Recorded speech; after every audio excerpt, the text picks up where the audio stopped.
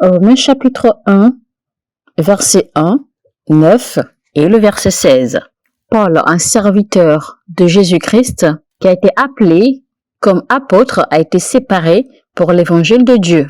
Paul, serviteur de Jésus-Christ, appelé à être apôtre et choisi pour proclamer la bonne nouvelle de la part de Dieu. Et l'évangile de Dieu, en réalité, parle du message de Christ.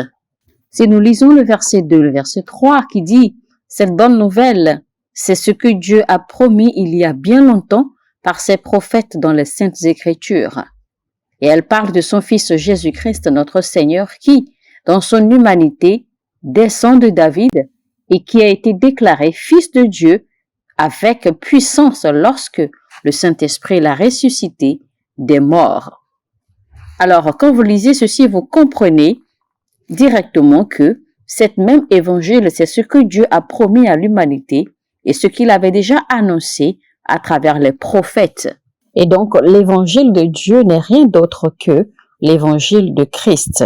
Au verset 9, il dit, « Dans toutes mes prières, je ne cesse de faire mention de vous à toute occasion, et Dieu m'en est témoin, lui que je sers de tout mon être en proclamant la bonne nouvelle qui concerne son Fils. » C'est pour cela qu'il a dit au verset 16 que je suis fier de l'évangile et je n'ai pas honte de l'évangile, car c'est la puissance de Dieu par laquelle il sauve tous ceux qui croient, les Juifs d'abord et aussi les non-Juifs.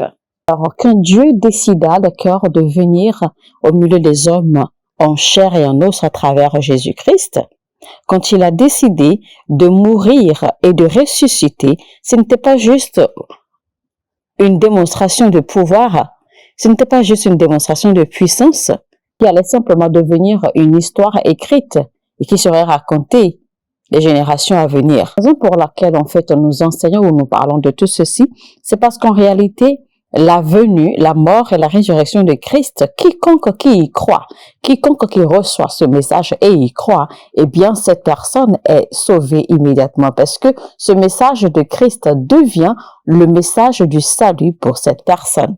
Alors, pourquoi Jésus est-il Dieu? C'était quelqu'un qui était venu nous annoncer ou nous apprendre que Jésus-Christ est Dieu, eh bien, ça aurait été un sujet de débat. Mais voici, personne n'est venu l'annoncer comme Dieu. C'est Jésus-Christ lui-même qui s'est fait appeler Dieu. Les Écritures l'ont appelé, les Écritures l'ont nommé Dieu. Et Jésus-Christ l'a confirmé quand il est venu qu'il est Dieu. Et c'est la raison pour laquelle nous croyons que Jésus-Christ est Dieu. Le truc en réalité ici, c'est que Dieu avait besoin d'envoyer un messager pour sauver les hommes. Et donc, aucun ange ne pouvait accomplir cette mission. Et il n'y avait d'homme nulle part dans l'univers qui pouvait accomplir cette mission. Vu que c'était chose impossible, alors Dieu décida de devenir homme. Alors, vu que Dieu est devenu maintenant un homme ou un être humain, eh bien, il sera beaucoup plus difficile aux hommes de croire qu'il est Dieu. Alors, la première mission à accomplir dans le processus d'apporter l'évangile, eh bien, c'est de convaincre les hommes que cet homme, Jésus-Christ, qu'il est à 100% être humain et qu'il est à 100% Dieu. Alors, une chose que Jésus-Christ nous a fait comprendre, c'est qu'il est Dieu et qu'il est venu sur terre pour sauver l'humanité. Et la raison pour laquelle il a fallu que Jésus-Christ vienne pour sauver l'humanité, c'est parce que Jésus-Christ n'a pas de péché comme nous. Jésus-Christ n'a pas de condamnation comme nous. Donc, Jésus-Christ peut nous faire entrer dans son propre règne. Alors, c'est ainsi que Dieu est devenu un homme. Et l'évangile, en réalité, il s'agit de convaincre le monde que Jésus-Christ est Dieu. Alors, dans le livre de Exode chapitre 3, verset 14, nous avons vu la façon dont Dieu s'est introduit, la façon dont il s'est présenté à Moïse. Moïse devait se rendre en Égypte pour aller sauver le peuple d'Israël. Il demanda à Dieu s'il se rendait en Égypte. Que dira-t-il si on lui posait la question qu'il a envoyée? C'est alors que Dieu répondit à Moïse au verset 14. « Je suis celui qui est. » Puis il ajouta en plus, « Voici ce que tu diras aux Israélites. Je suis m'a envoyé vers vous. » Donc, en fait, Dieu s'est présenté, Dieu s'est introduit comme le je suis. Et donc, tous les Hébreux connaissent Dieu comme je suis. Il est écrit dans Jean chapitre 8, verset 56, « Abraham, votre père, a exulté de joie rien qu'à la pensée de voir mon jour. Il l'a vu et en a été transporté de joie. » Et donc, c'est Jésus-Christ qui s'adressait ainsi au peuple. Alors, quand il parlait en ces termes, le peuple n'arrivait pas à le comprendre parce qu'il disait des choses qui n'avaient pas de sens pour eux. Et au verset 57, alors le peuple lui répondit. « Quoi, lui dit-il alors, tu n'as même pas 50 ans et tu prétends avoir vu Abraham? » Et donc, vous voyez là que le peuple pensait en fait que ceux dont Jésus-Christ parlait avaient un lien ou étaient liés au temps, aux saisons ou même à son âge. Et donc, le peuple se posait des questions. Mais comment se fait-il que tu dis que tu as vu Abraham alors que tu n'es même pas né au temps d'Abraham et tu n'as même pas encore 50 ans? Alors, comment peux-tu prétendre que tu as vu Abraham? Comment as-tu vu Abraham et où Abraham t'a-t-il vu? Abraham, Isaac et Jacob, en fait, sont bien tes ancêtres. Mais comment peux-tu dire que tu les as vus? Jésus de leur répondre maintenant au verset 58 disant ceci. Vraiment, je vous l'assure, leur répondit-il, avant qu'Abraham soit venu à l'existence, moi je suis. Et vous savez que le terme normal, en fait, aurait pu être moi j'étais. Mais voici qu'il a utilisé le présent pour dire moi je suis. Alors, voyons maintenant la réaction du peuple au verset 59. À ces mots, ils se mirent à ramasser des pierres pour les lui jeter. Mais Jésus disparut dans la foule et sortit de l'enceinte du temple. Mais pourquoi le peuple voulait-il lapider Jésus-Christ? Parce qu'en réalité, ils ont compris ce qu'il voulait dire en disant que avant que Abraham le soit, moi je suis. Donc le peuple, les Juifs, en fait, les Hébreux avaient parfaitement compris ce qu'il essayait de dire par là. Donc ils avaient compris que Jésus-Christ était en train de dire qu'il est Dieu. Parce que pour eux, en fait, vu qu'ils ont compris ce que Jésus-Christ essayait de dire, ils ont rapidement vu cela comme du blasphème. C'est pour cela qu'ils ont ramassé des pierres pour les lui jeter.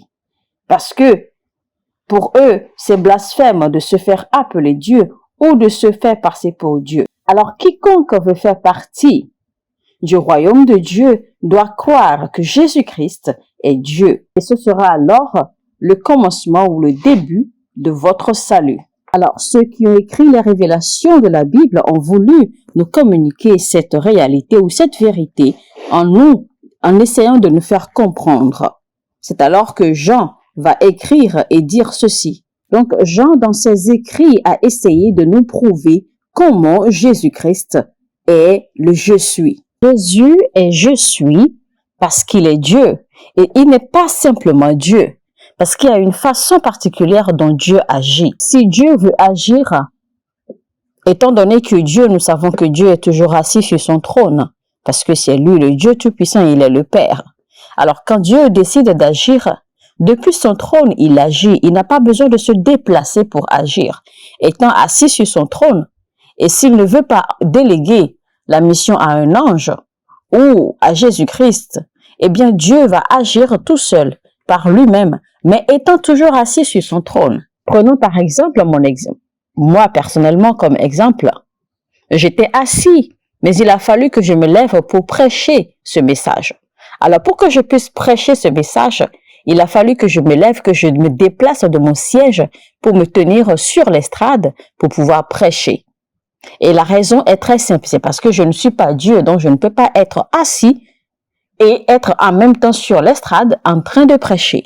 Alors que si c'était Dieu qui était assis et que Dieu décide de vous communiquer un message, eh bien Dieu n'a pas besoin de se lever de son trône pour se déplacer vers l'estrade pour communiquer son message.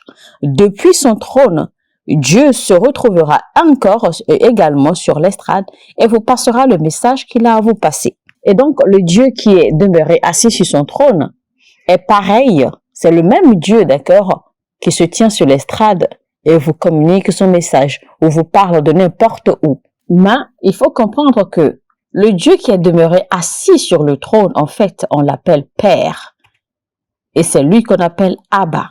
On l'appelle Abba parce que c'est de lui que Jésus-Christ, Dieu, est sorti. Alors, quand nous parlons ici de Père ou de Abba, ou alors Abba Père, en réalité, il ne s'agit pas ici de la procréation biologique, mais il s'agit plutôt, d'accord, du fait que Abba Père, en fait, signifie la source d'où vient toute chose. Donc, le Dieu qui est demeuré assis sur le trône, on l'appellera Abba Père. Et le Dieu qui s'est déplacé, d'accord, pour se tenir sur l'estrade, pour vous passer le message qu'il a à passer, lui, on l'appellera le Fils Dieu. Et la raison est très simple, c'est parce que le Fils Dieu, en fait, est sorti de Dieu, le Père, Abba Père. Et donc, en fait, c'est très simple. C'est en réalité que Dieu s'est divisé, Dieu se transporte partout, n'importe où et à tout moment. C'est ainsi qu'il se démultiplie. Et donc, étant toujours assis sur son trône, il s'est démultiplié pour pouvoir passer son message ou agir où il veut et quand il veut et comme il veut. Donc, le Dieu qui est demeuré sur le trône, assis sur son trône, et le Dieu qui est venu sur terre, en fait, qui s'est déplacé sur la terre, eh bien, c'est le Dieu Fils. Et c'est ce que le peuple, en fait, ne pouvait pas comprendre. C'est ce que les Juifs ou les Hébreux ne pouvaient pas comprendre. Même jusqu'à aujourd'hui, c'est quelque chose de très difficile. C'est une réalité ou une vérité, une révélation qui est difficile à comprendre au commun des mortels. Voici que la Bible nous dit qu'à travers la foi, nous comprenons. Parce que nos compréhensions, notre intelligence n'est pas basée sur les logiques. Cette compréhension que nous avons, c'est par la foi. Et c'est la raison pour laquelle nous pouvons y croire aisément. C'est pour cela que quand Jean a commencé à écrire son livre dans Jean 1:1, il a dit « Au commencement était la parole ». Et la parole était avec Dieu. Et la parole était Dieu. C'est quoi la parole? La parole, c'est le Dieu qui a été envoyé. De la même façon que je vous parle maintenant, vous entendez ma voix et mes paroles, mes mots vont à vous. Alors quand Dieu ouvre sa bouche et parle en réalité, ces mots se déplacent, c'est lui-même qui se déplace. C'est pour cela qu'il est également écrit qu'il envoya sa parole pour les guérir. Il envoya sa parole pour les délivrer. Parce que dans le règne spirituel, la parole de Dieu, en fait, n'est pas un son. Ce ne sont pas juste des mots. La parole de Dieu, c'est le Dieu lui-même.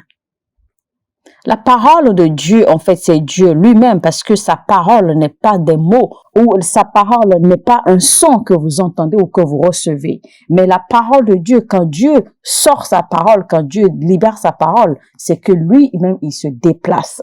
Et donc, dans le règne spirituel, la parole de Dieu est une chose tangible que vous pouvez voir en mouvement. Parce que quand Dieu parle, il se déplace. La raison pour laquelle vous avez du mal à comprendre, c'est parce que vous êtes encore, ou c'est parce que vous demeurez, d'accord, dans l'atmosphère ou dans la réalité terrestre. Parce que dans le règne spirituel, quand Dieu parle, il se déplace avec sa parole pour agir. Alors, étant donné que la parole, c'est Dieu, et donc c'est pour cela que quand Dieu a voulu créer les choses dans l'univers, la Bible nous fait comprendre que quand Dieu envoie sa parole, quand il a dit, eh bien, il s'est mis à l'œuvre. Et donc, quand Dieu émet sa parole, il se met à l'œuvre immédiatement. Et c'est la raison pour laquelle Jean a dit que la parole était Dieu. Puisque avec cette explication que je viens de donner, nous avons compris que la parole est Dieu. Et Jean dit que la parole était avec Dieu. Et donc, avec la parole, Dieu a créé toutes choses. Et Jean dit encore que la parole était Dieu. Et cette parole dont Jean est en train de parler ici, cette parole qui est Dieu, au verset 14, vous allez voir alors qu'il a dit que la parole s'est fait chair afin d'habiter au milieu des hommes. Donc, de cette réalité, nous pouvons déduire tout de suite déjà que le Dieu qui est demeuré esprit et assis sur son trône est Abba Père. Et le Dieu qui s'est déplacé pour se faire chair et habiter au milieu de nous, c'est le Dieu Fils. Et cela ne veut pas dire que l'un est plus grand ou que l'un est moins grand que l'autre.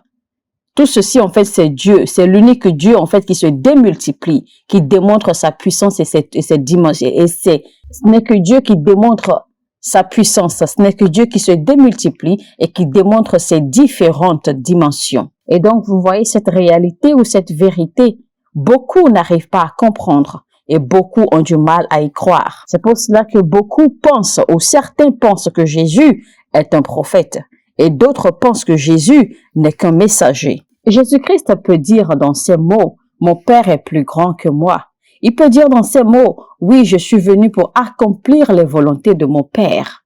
En fait, quand il dit tout ceci, c'est simplement pour démontrer l'administration céleste. Parce que quand Dieu parle, eh bien, sa parole se déplace pour accomplir son désir, pour accomplir sa volonté. Et donc, cette parole qui se déplace pour accomplir la volonté de Dieu qui a parlé, eh bien, cette parole devient le messager, d'accord, envoyé pour accomplir la volonté du Dieu qui a parlé, du Dieu qui a envoyé sa parole. Un peu, par exemple, quand je vous parle maintenant ou quand je donne des ordres. Alors, quand je ne donne pas les ordres ou quand je ne parle pas, la parole qui est en moi ou les pensées qui sont en moi demeurent en moi et elles sont comme moi. Donc, il n'y a pas d'action. Mais quand je donne des ordres ou quand j'émets des paroles, eh bien, ces paroles sortent pour aller accomplir un but particulier. Ces paroles sont libérées pour accomplir un objectif particulier. Donc, quand Jésus dit que mon Père est plus grand que moi, c'est simplement pour signifier que notre Père, Abba Père, en fait, Dieu qui demeure sur le trône, est et demeure la source d'où génère toute chose. Et donc, lui, Jésus, qui est la parole que Dieu a envoyée pour la création, lui, la parole que Dieu a envoyée pour accomplir une mission particulière qui est celle d'apporter le salut à l'humanité, eh bien, Jésus dit que le Père demeure le Père. Cela ne veut pas dire que le Père est plus grand ou que le Père est différent de lui, mais il essaie simplement d'expliquer le fait que lui, il a été détaché du Père simplement pour venir en chair sur la terre pour accomplir une mission particulière. C'est pour cela qu'il dira que le Père est plus grand que lui. Et ça veut dire que cette parole où Jésus, d'accord, était réduit seulement à accomplir cette mission du salut à l'humanité. Pas autre chose que cela. Donc, moi, Jésus, je suis simplement venu pour accomplir le salut. Alors que le salut qui est venu de mon Père, le Père qui est toujours assis sur son trône, c'est pour cela que je dirais, alors que mon Père ou le Père est plus grand que moi, parce que c'est de lui que vient ce salut. Il est la source d'où vient le salut que je suis venu sur terre pour apporter à l'humanité. Voici donc l'évangile de Dieu. Voici donc l'évangile de Christ. Donc, Jésus-Christ est venu sur terre pour accomplir la mission du salut, le plan de Dieu pour accomplir la volonté de Dieu à l'humanité. Mais il demeure, il reste et il demeure exactement comme Dieu. Mesdames et messieurs, c'était donc le message intitulé « Pourquoi Jésus est-il Dieu ?» avec l'apôtre Michael Orokpo.